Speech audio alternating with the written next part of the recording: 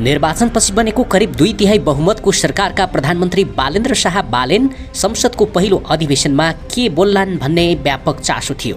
तर 9 दिनसम्म चलेको अधिवेशनमा उनी पूर्ण रूपमा मौन रहे, एक शब्द पनि बोलेनन्। संसदीय व्यवस्थामा प्रधानमन्त्री संसदप्रति प्रत्यक्ष उत्तरदायी हुन्छन्। संविधान अनुसार सरकारका नीति, प्राथमिकता र कार्यक्रमबारे संसद मार्फत जानकारी गराउने अभ्यास रहँदै आएको छ। बाध्यकारी नभए पनि विगतका प्रधानमन्त्रीहरूले पहिलो अधिवेशनमै सम्बोधन गर्दै आएका थिए।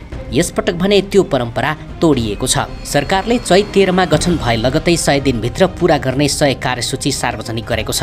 ती मध्ये धेरै काम संसद मार्फत अघि बढाउनु पर्ने भए पनि प्रधानमन्त्रीले उक्त कार्यसूची संसदमा प्रस्तुत गरेनन्। सांसदहरूले सरकारका प्राथमिकता सञ्चार माध्यमबाट थाहा पाउनुपर्ने अवस्था बन्यो। संसदीय अभ्यासका जानकारहरूले यसलाई अनौठो भन्दै प्रश्न उठाएका छन्। प्रधानमन्त्रीले संसदलाई सम्बोधन गरेर सरकारको दिशा स्पष्ट पार्नु दायित्वभित्रकै कुरा पनि हो। बरु बोल्न नचाहे लिखित रूपमा प्रस्तुत गर्दा मात्र पनि राम्रो सन्देश जान्थ्यो भन्ने मत संसदका जानकारहरूको छ।